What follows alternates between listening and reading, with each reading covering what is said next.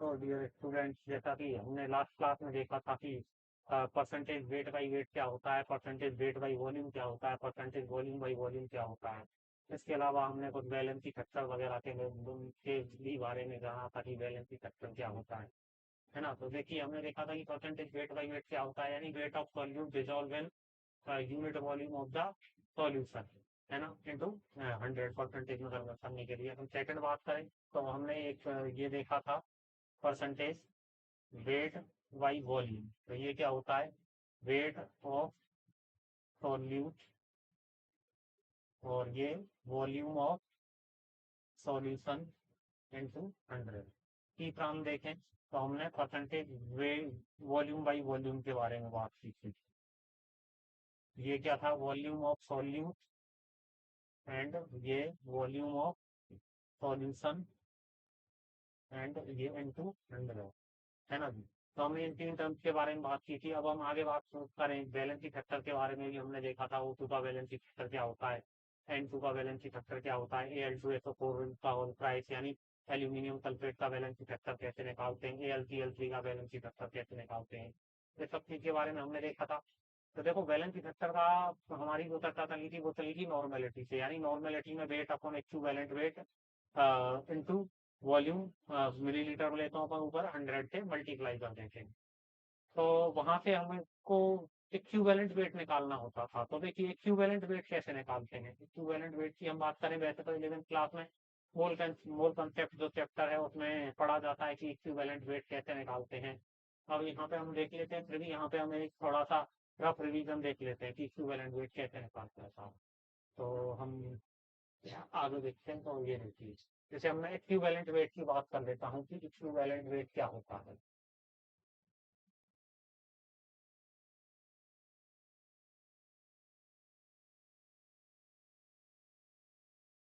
तो देखिए, equivalent weight की हम जैसे हम इक्विवेलेंट वेट की बात करें तो इक्विवेलेंट वेट होता है molecular weight upon balancing factor.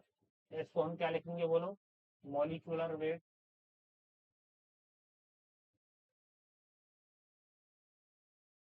और ये हो गया वैलेंसी फैक्टर, है ना।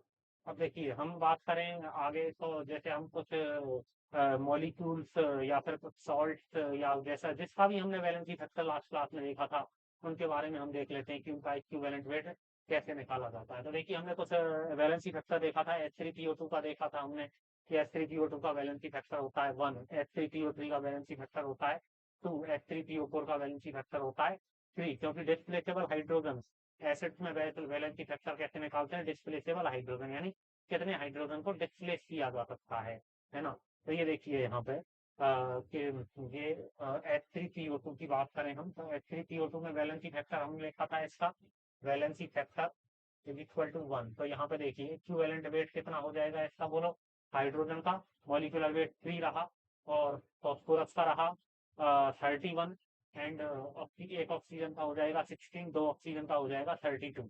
तो देखिए कितना हो जाएगा टोटल, हम यहाँ पे बात करते हैं तो ये 3 प्लस फॉस्फोरस का 31 हो जाएगा, एक ऑक्सीजन का हो जाएगा 16, दो ऑक्सीजन का हो जाएगा अपना 32। तो ये मॉलिक्यूलर वेट कितना हो गया बोलो, इसका मॉलिक्यूलर वेट कितना हो गया फॉस्फोरस का 32 प्लस 31, 63 प्लस 66, यानी ये 66 अपॉन 1। यानी अपन बोल सकते हैं कि इसका इक्विवेलेंट वेट है जो H3PO2 का वो कितना होता है 66। नेक्स्ट हम बात कर लेते हैं कि H3PO3 का H3PO3। तो देखिए H3PO3 का इक्विवेलेंट वेट क्या हो जाएगा बोलो, मॉलिक्यूलर वेट कितना हो गया इसका 3 प्लस 15, 15 प्लस 3 कितना हो गया 18, 18 प्लस एक ऑक्सीजन का हो गया 16, तीन ऑक्सीजन का हो जाएगा 48। तो देखो टोटल कितना हो गया है यहाँ पे अपना 3 प्लस 31 प्लस एक ऑक्सीजन का 16, 16 इंटू 3 यानी 48 हो गया, ये 48। यानी इसका मॉलिक्यूलर वेट कितना हो जाएगा बोलो, मॉलिक्यूलर वेट ये हो गया तो कितना हो जाएगा 34 प्लस 48 यानी ये हो गया 82, 82। तो यहाँ पे अपन इस 82 को डिवाइड करते हैं, इसका वैलेंसी फैक्टर हमने देखा था लास्ट क्लास में कि वैलेंसी फैक्टर H3PO3 में डिस्प्लेसेबल जो नंबर ऑफ हाइड्रोजन है वो होते हैं 2, तो इसका वैलेंसी फैक्टर हो जाएगा 2। तो इक्विवेलेंट वेट कितना हो जाएगा इसका 41 H3PO3 का। देखिए अब हम नेक्स्ट भी बात कर लेते हैं कि H3PO4 का क्या होता है equivalent weight. Equivalent weight of equivalent weight of H3PO4। तो देखिए यहाँ पे मॉलिक्यूलर वेट वही एक ऑक्सीजन का 16 इंटू 4 कितना हो जाएगा 64 64 प्लस 31 95 प्लस 3 क्या हो जाएगा 98। तो 98 अपॉन 3 डिस्प्लेसेबल हाइड्रोजन है इसमें तो 98 अपॉन 3 यानी ये ऑलमोस्ट 32 पॉइंट कुछ आएगा जो भी होगा है ना। यानी अपन इसको डिस्प्लेसेबल हाइड्रोजन 3 हुए 98 अपॉन 3। ठीक है तो देखिए अब हम ऐसे ही कुछ अलग अलग सॉल्ट या फिर बेस या फिर मॉलिक्यूल्स के वैलेंसी फैक्टर की भी बात कर लेते हैं। तो देखिए यहाँ पे O2 के वैलेंसी फैक्टर के बारे में यदि हम देखें तो एक ऑक्सीजन का मॉलिक्यूलर वेट हुआ 16, दो ऑक्सीजन का मॉलिक्यूलर वेट कितना हो गया 32 हो गया।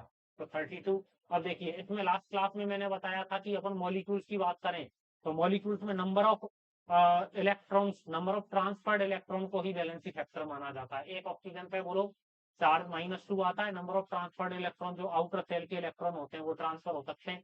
तो ऑक्सीजन पे एक ऑक्सीजन पे बोलो कितना हो जाएगा एक ऑक्सीजन पे -2 होता है, दो ऑक्सीजन की बात करेंगे तो यहाँ पे नंबर ऑफ ट्रांसफर्ड इलेक्ट्रॉन 4 हो जाते हैं इसके है ना।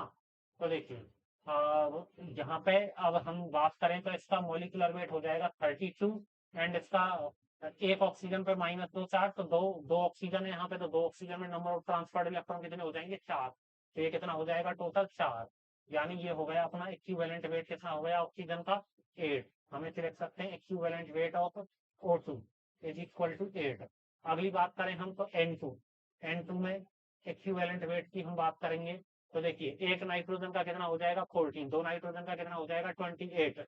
28 एक नाइट्रोजन पर चार्ज कितना आता है -3 इसके आउटर सेल के इलेक्ट्रॉन -3 चार्ज कैसे आया ये 1s2 2s2 एंड 2p3। अब देखो ये 1s फुलफिल्ड हुआ 2s फुलफिल्ड हुआ 2p ये देखिए आउटर सेल में ये 3 इलेक्ट्रॉन है इन्हें ट्रांसफर किया जा सकता है ना, आसानी से निकाला जा सकता है ना।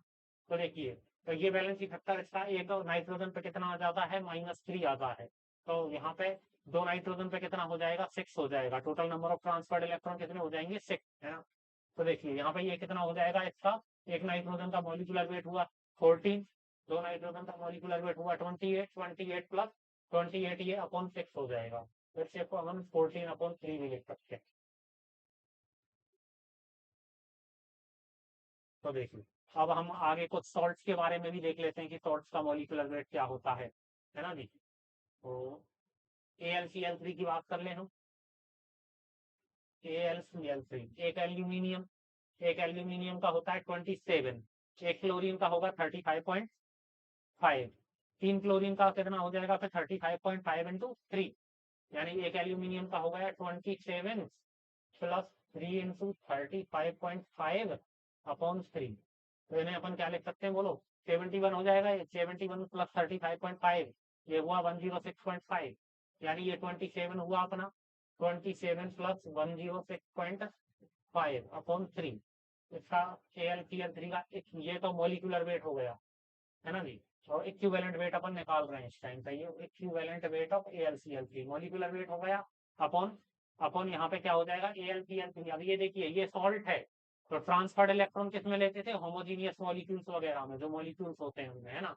यहाँ पे ये सॉल्ट है तो यहाँ पे देखो इसको अपन क्या किस तरह से Al+3 + 3Cl-। सॉल्ट में मैंने बताया था कि वैलेंसी फैक्टर कैसे लिया जाता है आइदर पॉजिटिव चार्ज और नेगेटिव चार्ज। तो टोटल पॉजिटिव चार्ज कितना हुआ 3, टोटल नेगेटिव चार्ज कितना हुआ -3। तो ये इसका वैलेंसी फैक्टर कितना हो जाएगा 3 हो जाएगा यानी या तो पॉजिटिव चार्ज या नेगेटिव चार्ज।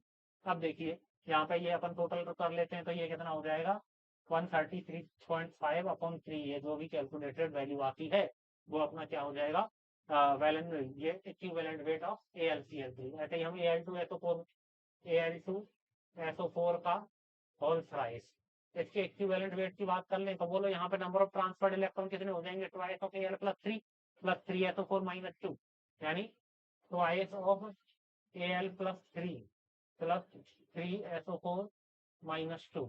तो यहाँ पे दिए देखो +6 हो गया ये कितना 3 इंटू 2 यानी -6 हो गया। पॉजिटिव चार्ज कितना हुआ, +6, माइनस नेगेटिव चार्ज कितना हुआ, -6। तो देखो यहाँ पे अब ये इक्विवेलेंट वेट की बात करें हम, इक्विवेलेंट वेट ऑफ Al2SO4 का होल थ्राइस।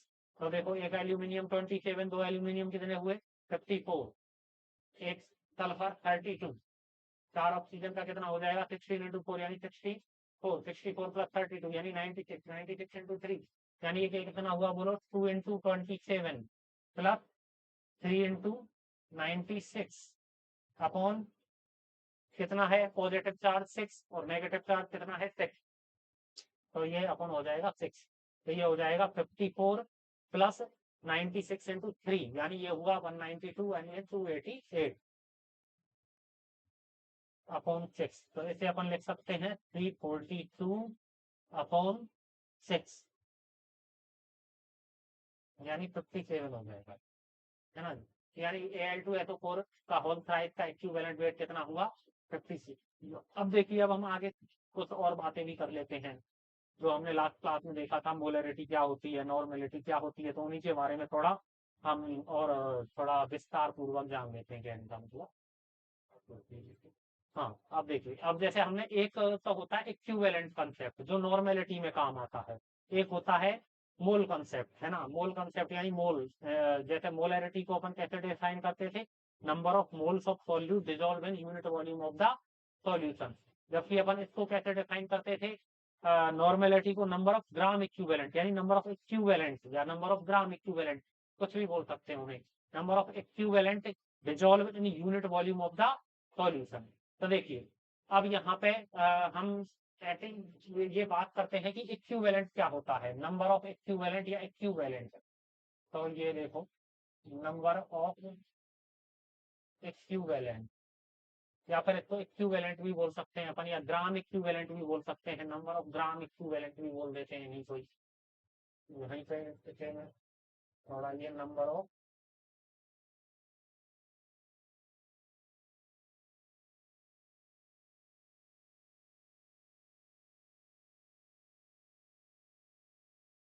तो देखो ये नंबर ऑफ इक्विवेलेंट क्या होता है या फिर नंबर ऑफ ग्राम इक्विवेलेंट क्या होता है, इसके बारे में हम थोड़ा चर्चा करें। तो यहाँ पे देखिए, ये होता है वेट अपॉन इक्विवेलेंट वेट, यानी weight in gram upon equivalent weight. अब हमने नॉर्मेलिटी में भी यूज किया था weight in gram of solute, किसका वेट, सॉल्यूट का weight, weight of solute, weight of solute, ये इक्विवेलेंट वेट ऑफ किसका हो जाएगा, ये भी किसका हो जाएगा, सॉल्यूट का हो जाएगा, है ना। अब देखो कि हमने यहाँ अब नॉर्मेलिटी में भी हमने चर्चा की थी, तो देखो हमने नॉर्मेलिटी को कैसे लिखते थे हम, कि ये नॉर्मेलिटी हो गया, ये वेट इन ग्राम हो गया, ये इक्विवेलेंट वेट हो गया सॉल्यूट का, और यहाँ पे वॉल्यूम को यदि हम मिलीलीटर में लिखते थे तो यहाँ पे क्या कर देते थे, 100 से मल्टीप्लाई करते थे। अब देखो यहाँ पे यदि हम मैं इसे लेता हूँ, ये क्या हो जाएगा, number of equivalent, number of equivalent. तो नंबर ऑफ इक्विवेलेंट को अपन क्या लिख सकते हैं बोलो, number of equivalent is equal to weight in gram, solute का वेट अपॉन इक्विवेलेंट वेट, है ना। ये वेट किसका हो जाएगा, सॉल्यूट का। और यहाँ पे अब इसे हम देखो, ये आ गया, इसको यदि हम इधर मल्टीप्लाई करें, ये ऊपर 1000 से मल्टीप्लाई होता, यदि हम इसको इधर मल्टीप्लाई करें तो ये क्या हो जाएगा, normality into volume in millilitre, है ना। और ये 1000 से यहाँ पे नॉर्मेलिटी इंटू वॉल्यूम, और ये अपन इसे ये भी लिख सकते हैं 1000 से मल्टीप्लाई, है ना। अब देखिए, अब आगे हम देख लेते हैं इसके बारे में कुछ चीजें। तो अब यदि इसी को हम यदि ऐसे लिखें कि नॉर्मेलिटी, यदि हम वॉल्यूम को लीटर में लें, यदि वॉल्यूम को हम लेते हैं लीटर में कि wait in gram upon equivalent wait, और ये हो गया वॉल्यूम लीटर में, तो ऊपर किसी से मल्टीप्लाई नहीं करना हमें, ये इक्विवेलेंट है, ये हमारा नंबर ऑफ इक्विवेलेंट तो ये यहाँ से मल्टीप्लाई हो जाएगा, तो नॉर्मेलिटी इंटू वॉल्यूम किसमें हो जाएगा, लीटर में हो जाएगा। और इसे यहाँ पे क्या लिख सकते हैं हम, वेट अपॉन इक्विवेलेंट वेट। तो ये अब देखिए इसे बोलते हैं नंबर ऑफ इक्विवेलेंट या फिर नंबर ऑफ ग्राम इक्विवेलेंट, यानी number of gram equivalent of the solute, क्योंकि वेट किस में लिया जा रहा है यहाँ पे, ग्राम इक्विवेलेंट में, लेकिन वॉल्यूम यहाँ पे क्या लेना पड़ेगा हमें, लीटर में लेना पड़ेगा। तो ये हम इसे बोल सकते हैं नंबर ऑफ इक्विवेलेंट,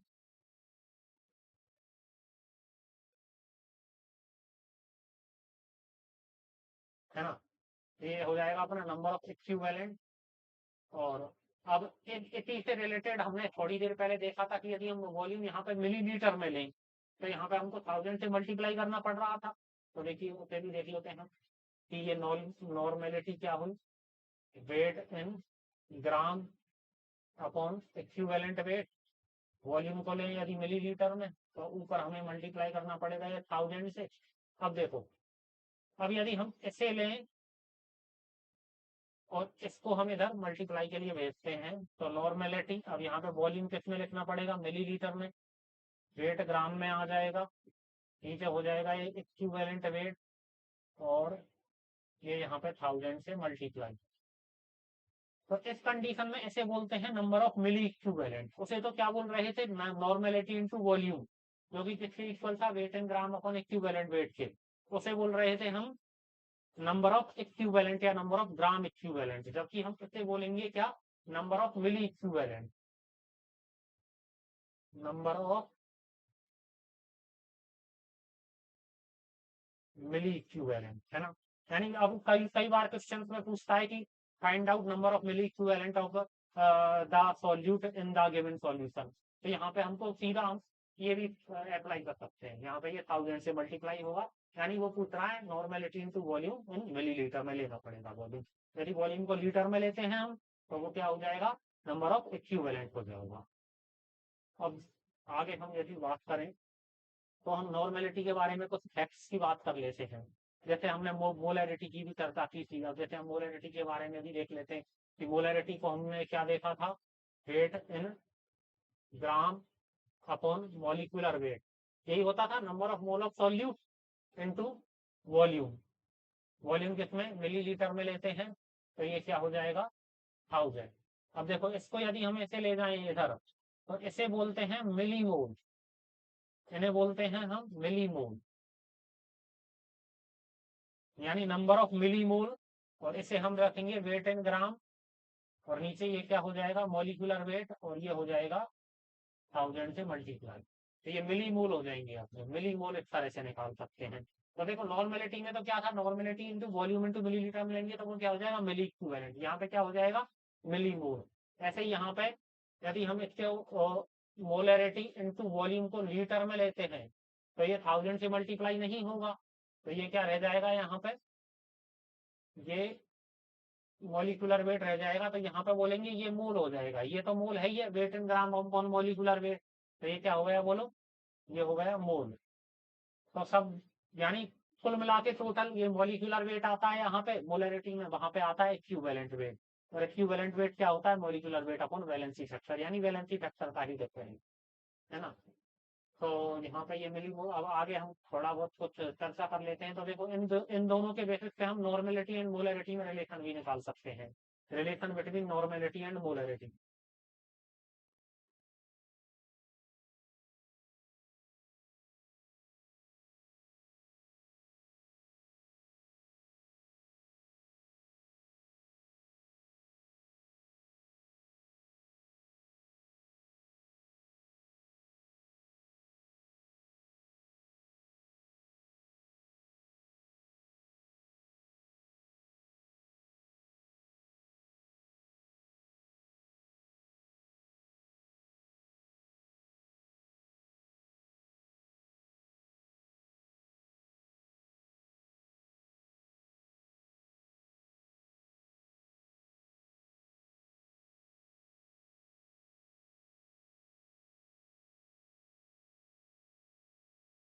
देखिए अब हमने क्या देखा था यहाँ पे, नॉर्मेलिटी को तो क्या लिखा था हमने, वेट इन ग्राम सॉल्यूट का वेट अपॉन, इसे लिख दिया था हमने इक्विवेलेंट वेट, इसे लिखा था हमने वॉल्यूम मिलीलीटर में, तो यहाँ पे 1000 लिख दिया। इसी को हम यूं भी लिख सकते हैं, weight in gram, equivalent weight को molecular weight into volume in millilitre into ये हो जाएगा 1000, और ऊपर यहाँ पे क्या हो जाएगा, वैलेंसी फैक्टर से मल्टीप्लाई। ये तो होगा नॉर्मेलिटी। ऐसे ही हम यदि मोलरिटी को लिखेंगे, तो मोलरिटी को क्या लिखते हैं, weight molecular weight volume in millilitre, और ये यहाँ पे 1000 से मल्टीप्लाई। अब देखो यहाँ पे अपन यदि नॉर्मेलिटी मोलरिटी दोनों को देखें, इसे इक्वेशन 1 ले लेते हैं, इसे इक्वेशन 2 जो भी है ना, तो यहाँ पे क्या हो जाएगा, देखो इसको अपन क्या लिख सकते हैं, यहाँ पे मोलरिटी लिख सकते हैं पूरा, देखो मोलरिटी ये लिख सकते हैं, तो ये रिलेशन क्या हो जाएगा, normality is equal to molarity into valency factor, है ना। तो ये देखिए ये अपना रिलेशन निकल के आ गया कि मोलरिटी एंड नॉर्मेलिटी में क्या रिलेशन होता है, वैलेंसी फैक्टर का रिलेशन, है ना। यानी normality is equal to molarity into valency factor. कई सारे क्वेश्चन भी पूछे जाते हैं कि H2SO4 दे दिया, उसकी मोलरिटी कितनी है, नॉर्मेलिटी कितनी होगी, तो H2SO4 में डिस्प्लेसेबल हाइड्रोजन कितने हुए, 2 हुए, तो यहाँ पे ये नॉर्मेलिटी मोलरिटी से मल्टीप्लाई होके जो भी मोलरिटी भी होगी नॉर्मेलिटी, है ना। अब देखिए आगे हम कुछ फैक्ट्स के बारे में बात कर लेते हैं, नॉर्मेलिटी एंड मोलरिटी दोनों के बारे में ही, कि नॉर्मेलिटी कैसे चलती है, किस तरह से सिस्टम किए जाएंगे उसके ऊपर। तो देखिए एक तो जैसे हमने ये देखा है अब तक कि नॉर्मेलिटी में इक्विवेलेंट कंसेप्ट चलता है, जबकि मोलरिटी में मोल कंसेप्ट चलता है। लेकिन इक्विवेलेंट कंसेप्ट हमेशा ही मोल वाले कंसेप्ट के कंपेयर में बेटर होता है, क्योंकि यहाँ पे हमको रिएक्शन, कोई भी कंप्लीट रिएक्शन जो होगी, जैसे टाइट्रेशन वगैरह में पढ़ते हैं, तो वहां पे इक्विवेलेंट कंसेप्ट को यूज करना ज्यादा अच्छा रहता है, क्योंकि यहाँ पे रिएक्शन को बैलेंस करने की जरूरत नहीं पड़ती। तो यहाँ पे अपन एक स्टार पॉइंट लिख सकते हैं कि equivalent concept is always better than mole concept, is always better than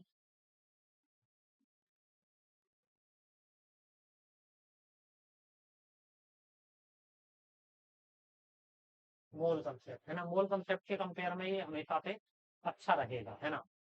अब देखिए कोई भी कंप्लीट रिएक्शन के लिए हम यदि बात करें, फॉर एक कंप्लीट रिएक्शन,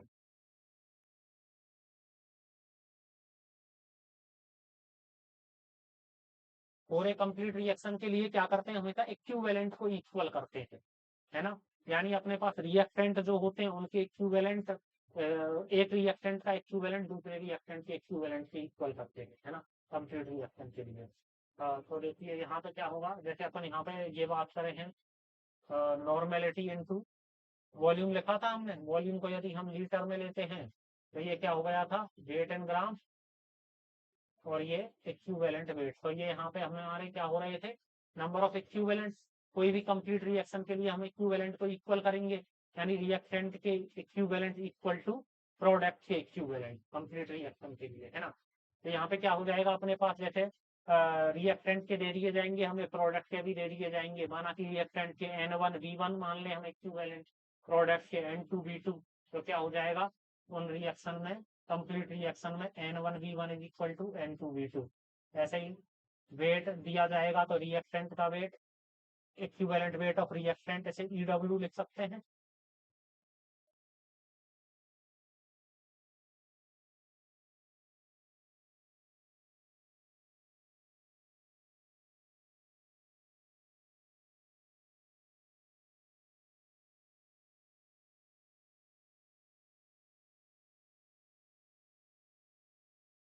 ये हो जाएगा अपना, यानी कोई भी कंप्लीट रिएक्शन के लिए,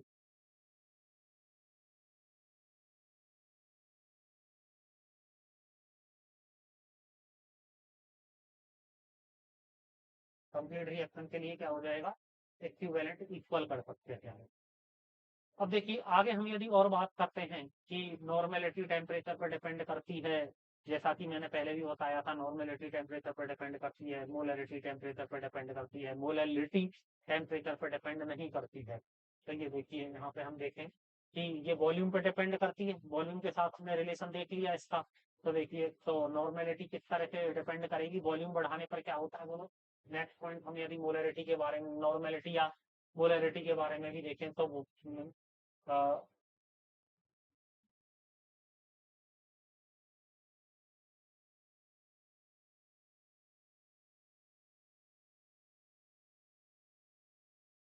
नेक्स्ट पॉइंट हम यदि देखें तो क्या हो जाएगा बोलो, volume directly proportional to temperature ये होता है। तो वॉल्यूम बढ़ाने पर टेम्परेचर बढ़ेगा, नॉर्मेलिटी देखो और वॉल्यूम बढ़ाने पर नॉर्मेलिटी क्या होगी, घटेगी। वॉल्यूम बढ़ाने पर टेम्परेचर बढ़ेगा, है ना। तो यानी वॉल्यूम घटाने, यानी टेम्परेचर घटाने पर नॉर्मेलिटी क्या होगी, बढ़ेगी। कहने का मतलब टेम्परेचर का क्या इफेक्ट होगा, टेम्परेचर बढ़ाएंगे, टेम्परेचर बढ़ाने पर वॉल्यूम बढ़ेगा, नॉर्मेलिटी क्या होगी, घटेगी। ऐसे क्या होगा, वॉल्यूम बढ़ेगा तो मोलरिटी भी क्या होगी, घटेगी। यानी नॉर्मेलिटी भी घटेगी वॉल्यूम बढ़ाने पर, और मोलरिटी भी क्या होगी, घटेगी। यानी दोनों ही टर्म्स डाउन होगी टेम्परेचर।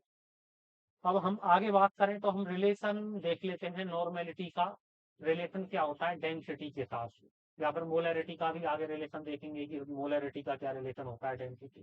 तो देखो दोनों ही मैं साथ साथ बता देता हूँ। वैसे तो नॉर्मेलिटी का क्या रिलेशन होता है, मोलरिटी का क्या रिलेशन होता है डेंसिटी के साथ। यानी यदि कोई सॉल्यूशन में कोई सॉल्यूशन दिया होगा, सॉल्यूशन की डेंसिटी दे दी जाएगी, तो सॉल्यूशन की डेंसिटी दे दी जाएगी तो पूछा जाएगा कि नॉर्मेलिटी फाइंड आउट करो, जो भी है ना। देखिए, अब देखिए यहाँ पे हम बात करें तो नॉर्मेलिटी, ये क्या लिखते थे हम, wait in gram, equivalent weight, क्या लिखते हैं इसे, वॉल्यूम मिलीलीटर में लिखते हैं, तो ऊपर किससे मल्टीप्लाई करते हैं, 1000 से।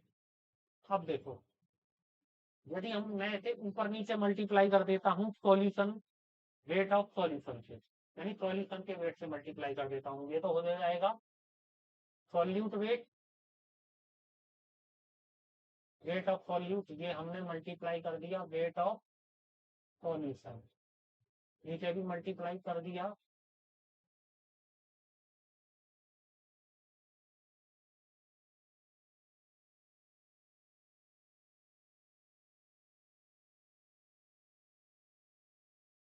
वेट ऑफ सॉल्यूशन से मल्टीप्लाई कर दिया।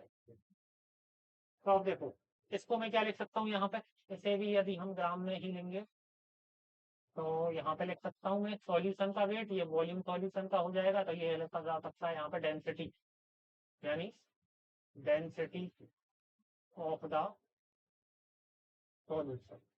ऐसे लिखा जा सकता है डेंसिटी ऑफ द सॉल्यूशन, कितने आ जाएगा, ग्राम पर मिलीलीटर में, ग्राम पर मिलीलीटर। आगे हम बात करते हैं तो ये देखिए इसको मैं क्या लिख सकता हूँ, सॉल्यूट का वेट इंटू, इसमें से यदि मैं 100 ले लेता हूँ तो ये वेट ऑफ सॉल्यूशन, तो ये देखो ये क्या लिख सकता हूँ, वेट ऑफ सॉल्यूट ग्राम में ही है ये, और ये वेट ऑफ सॉल्यूशन ये भी ग्राम में है, ये लिख दिया मैंने। इसको मैं लिख दे रहा हूँ 100 × 10, और यहाँ पे लिख दिया मैंने इसे डेंसिटी ऑफ द सॉल्यूशन, है ना। और ये नीचे मल्टीप्लाई हो जाएगा इक्विवेलेंट वेट से। अब देखो इसको मैं यहाँ पे लिख सकता हूँ परसेंटेज वेट बाई वेट, जैसा कि हमने आगे पहले देखा था परसेंटेज वेट बाई वेट क्या होता है, परसेंटेज वेट बाई वॉल्यूम क्या होता है, and percentage volume by volume क्या होता है। तो इसे मैं लिख सकता हूँ percentage weight by weight into 10 लिख सकते हैं इसे अपन, और ये क्या हो सकता है, डेंसिटी ऑफ सॉल्यूशन, और ये क्या हो सकता है, इक्विवेलेंट। तो देखो यहाँ पे हम जो बॉक्स में बात करने वाली बात आती है नॉर्मेलिटी की, तो वो क्या हो जाएगा बोलो, percentage weight by weight into 10 into density of solution, और ये क्या हो जाएगा बोलो, इक्विवेलेंट वेट। और इसको हम कर देते हैं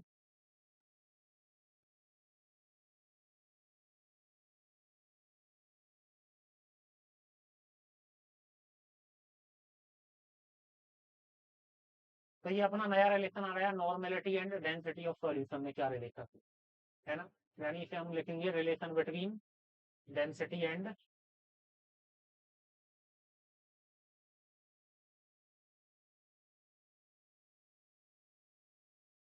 relation between density of solution and normality of solution. ऐसे ही हम रिलेशन निकाल सकते हैं किसके बीच, नॉर्मेलिटी ऑफ सॉल्यूशन यानी वो molarity and solution, molarity of the solution and density of the solution. तो चलो वो भी देख लेते हैं हम। जैसे हम क्या लिखते हैं, बोलो मोलरिटी को क्या लिखते हैं, यानी relation between molarity of solution and density of solution.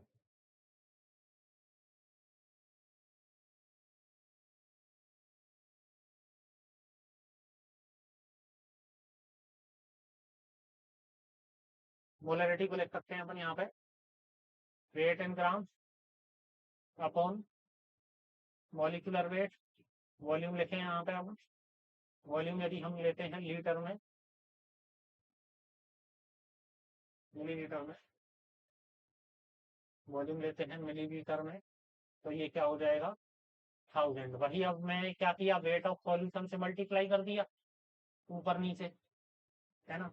तो वही सेम चीज यहाँ पे, इसे हम डेंसिटी लिख लेंगे, डेंसिटी ऑफ सॉल्यूशन लिख लेंगे। जैसे क्या लिख लेंगे अपन यहाँ से, परसेंटेज वेट बाई वेट।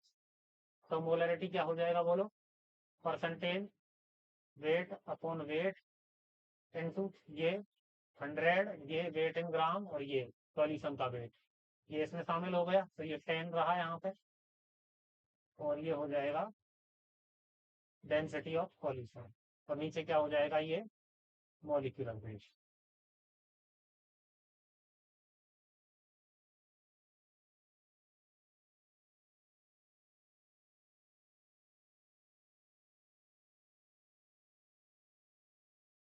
तो ये अपना रिलेशन हो गया देखो, density of solution and molarity of solution के बीच।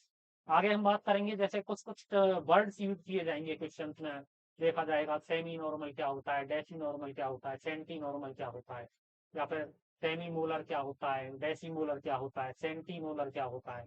तो देखिए वो सब अपन देख लेते हैं। जैसे हम एक तो नॉर्मल आएगा, जैसे अपन पूछा जाएगा क्वेश्चन में कि normal one one normal solution, general पूछा जाएगा क्वेश्चन में कि वन नॉर्मल, वन नॉर्मल इसका मतलब तो एक नॉर्मल यानी नॉर्मेलिटी के बारे में पूछ रहा है ना। दूसरा पूछा जाएगा सेमी नॉर्मल, तो इसे अपन बोलेंगे n/2। ऐसे ही यदि हमसे पूछा जाएगा सेमी मोलर,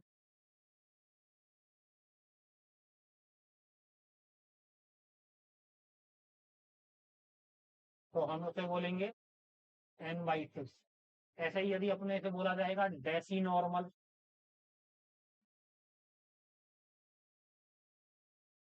तो ऐसे अपन बोलेंगे n/10। सेमी मोलर बोला जाएगा तो n/10। ऐसे ही बोला जाएगा सेंटी नॉर्मल, तो 100 से डिवाइड करना पड़ेगा, है ना जी। सेंटी नॉर्मल,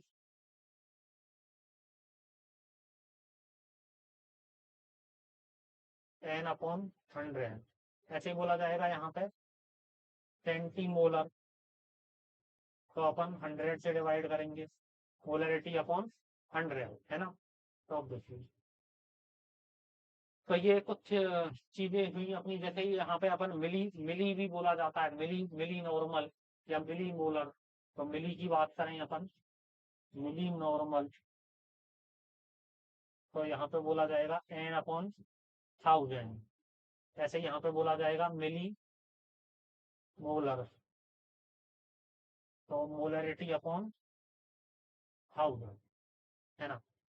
आगे हम बात कर लेते हैं कुछ अलग टर्म की। अब देखिए आगे चलते हैं हम, तो आगे हम बात करेंगे, एक टर्म होती है स्ट्रेंथ।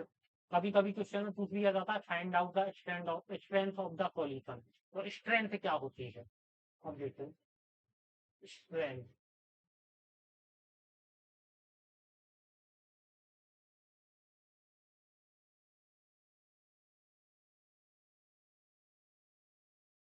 स्ट्रेंथ होती है वेट इन ग्राम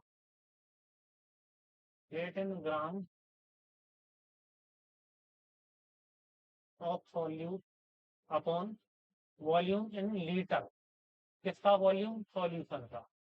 तो देखो इसे अपन क्या लिखते हैं, वो कहने का मतलब इसकी यूनिट क्या हुई? ग्राम पर लीटर। तो इसकी यूनिट क्या हो गई बोलो? ग्राम पर लीटर। यानी ग्राम पर मिलीलीटर में यदि फाइंड आउट किया जाता है तो वो तो होता है डेंसिटी ऑफ द सॉल्यूशन। और ये स्ट्रेंथ क्या होती है? ग्राम पर लीटर में यदि निकालें, है ना। तो जैसे अब डेंसिटी से इसको कंपेयर करें तो डेंसिटी क्या होती है? डेंसिटी ऑफ सॉल्यूशन, वेट किस में लेंगे हम? ग्राम में। और यहाँ पे वॉल्यूम किस में लेंगे? मिलीलीटर में। यानी कहने का मतलब इसकी यूनिट आ जाएगी ग्राम पर मिलीलीटर, स्ट्रेंथ की यूनिट आएगी ग्राम पर लीटर। अब इसको अपन क्या लिख सकते हैं? देखो यदि हम नॉर्मेलिटी से भी कंपेयर करें तो यहाँ पे हम यदि साइड में देखें, नॉर्मेलिटी क्या होता था बोलो? Weight in gram upon equivalent weight into volume in litre. Volume in litre को ये देखो यही स्ट्रेंथ है, तो अपन इसको क्या लिख सकते हैं बोलो? स्ट्रेंथ।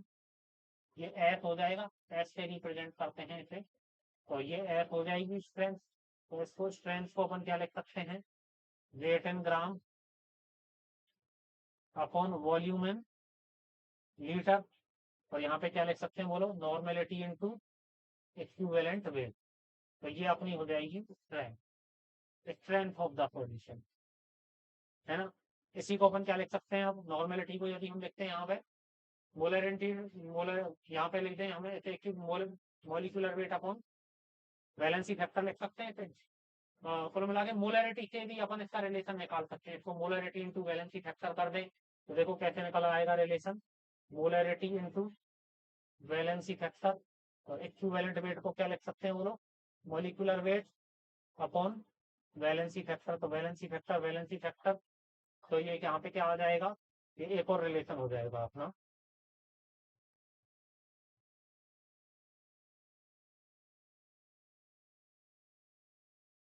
मोली मोलरिटी इंटू मॉलिक्यूलर वेट। यानी स्ट्रेंथ को हम क्या लिख सकते हैं बोलो? यहाँ पे यदि मैं लिखना चाहूँ स्ट्रेंथ को तो strength is equal to normality into equivalent weight molarity into molecular weight. और इसको भी यदि हम इक्वल करें weight in gram upon volume in litre,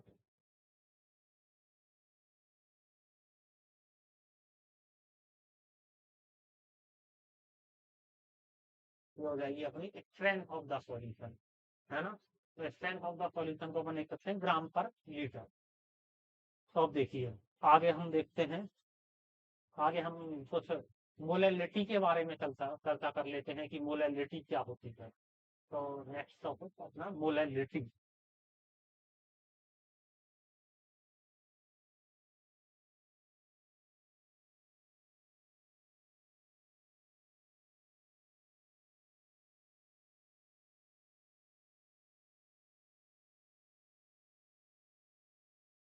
molality क्या होती है? तो देखो मोलैलिटी होती है अपनी number of mole of solute dissolve in 1 kilogram of the solvent. यानी सॉल्वेंट के 1 किलोग्राम में कितना सॉल्यूट का मोल डिजोल्व है। यानी mole of solute, mole of solute dissolve in weight of solvent, इसे लिखेंगे हम 1 किलोग्राम, है ना। तो कैसे डिफाइन करेंगे? Number of mole of solute dissolve in, number of mole of solute dissolve in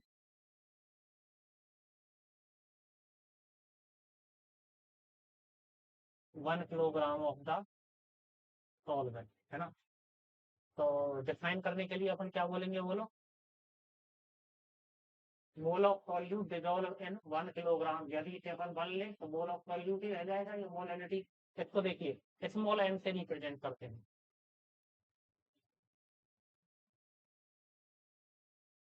capital M से किसे रिप्रेजेंट करते थे? मोलैरिटी को।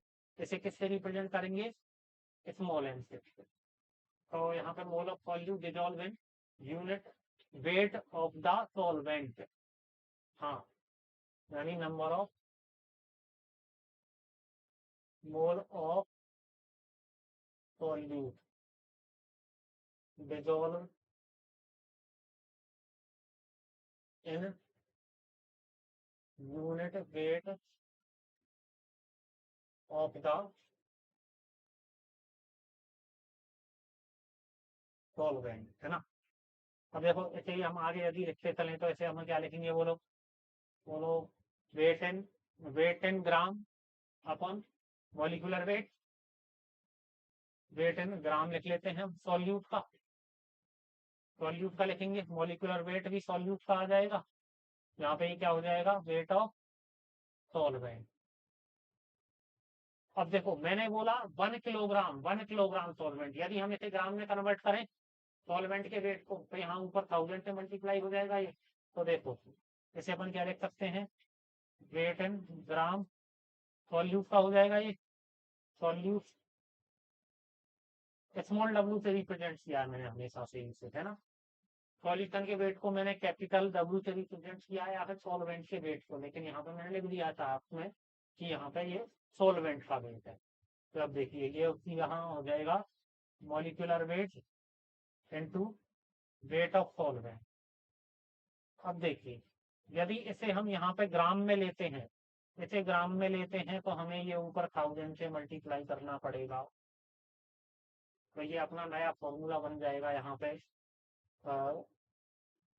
जैसे अब हम चाहें तो बॉक्स में बंद कर सकते हैं कि molality is equal to small W upon molecular weight, और ये मल्टीप्लाई कैपिटल डब्ल्यू हो जाएगा, ये 1000 हो जाएगा।